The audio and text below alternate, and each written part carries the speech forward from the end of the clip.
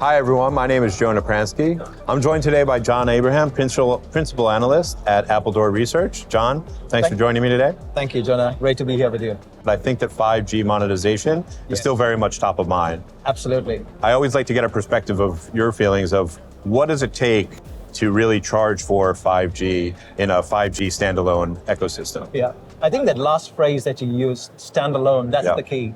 Because 5G has been around far longer than where standalone is today, right?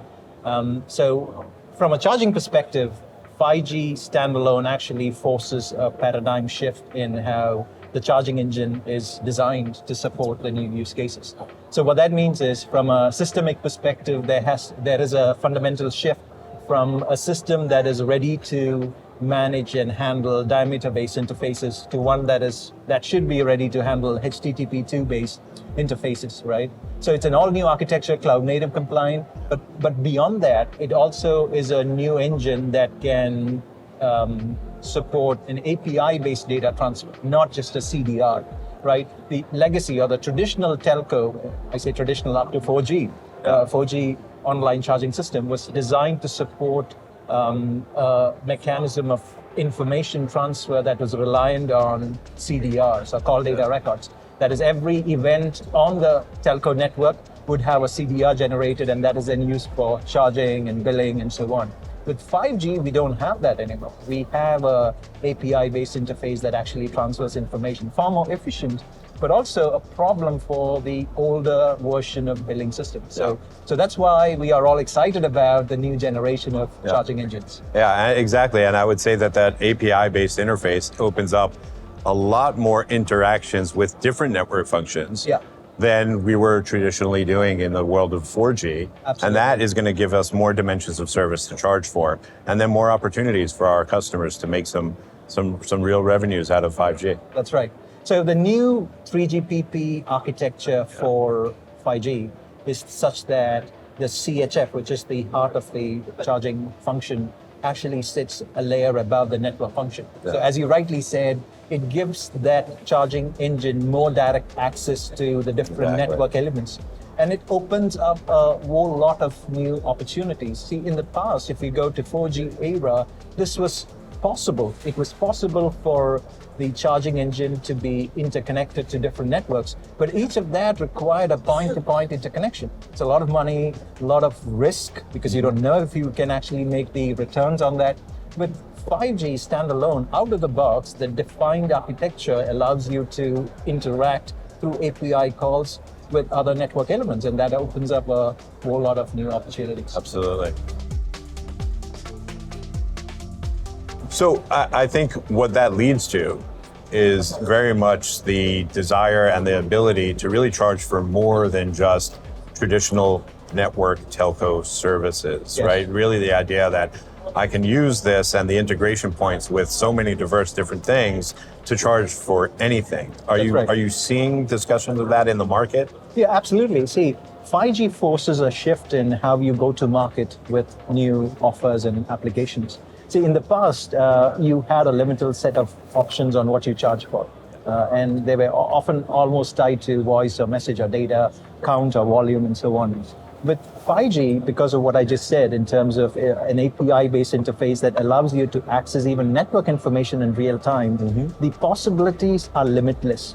So what that really translates to is that from an operator perspective, it's better if they don't try to tie down a specific charging model, but rather leave the control out to whoever wants to innovate on top of that, right? So what you said about charge for anything is essentially going to be the name of the game, right? And we don't know. Literally anything means anything.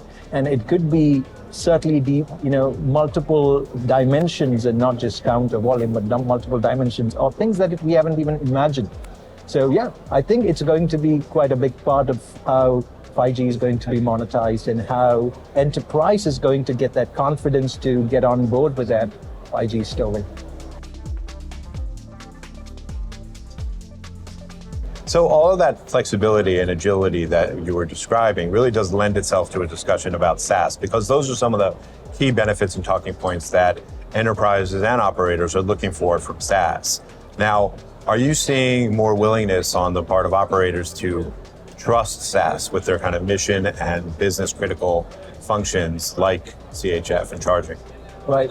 So I tend to think that from a telco perspective, the adoption of SaaS is actually going to follow a trajectory of gradually and then suddenly. Yep. And what that actually means is, and I believe we are well into the gradual phase, and mainly because, if you look across the telco landscape, there's a lot of adoption of SaaS-based solutions on the customer engagement side. And in fact, that's a dominant and preferred model of deploying new solutions there.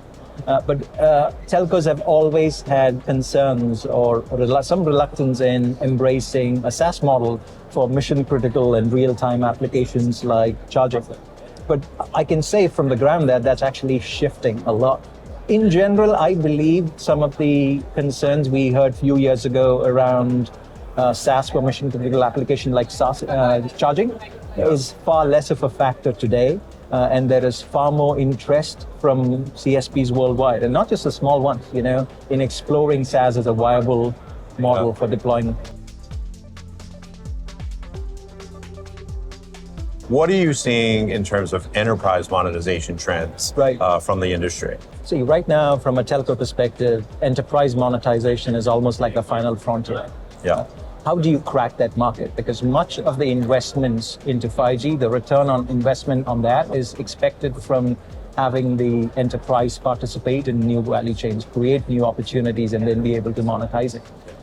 I think we are still a distance away from being able to crack that completely. But from a charging perspective, it is important for the operators to provide more control into the hands of the enterprise to innovate at will. And what I mean by that is, in the past, the traditional approach has been to offer charging mechanisms that are way more predefined, way more limited, whereas with 5G, that is a lot more open because you don't know what the use cases are going to be. You don't know what the killer app is going to be, and that could vary from country to country or region to region, right? So that's where something like a distributed charging engine actually comes into play. We are probably just some time away from seeing more adoption of network slicing. And there is an open question about how do you monetize that? How do you have a charging engine in place to support different types of monetization within an edge, within a slice? And then there's a question of the spurt and the number of edge devices we have, and how do you actually manage that? So I believe pushing the envelope further in driving conversations around edge charging and slice-based charging is the right way forward. And that also gives a lot of confidence for the enterprise to come on board with their own innovation on top of the telco network. Absolutely, 100% agree. John, thank you very much for joining us. Always a pleasure talking to you. Thank you, Jonah.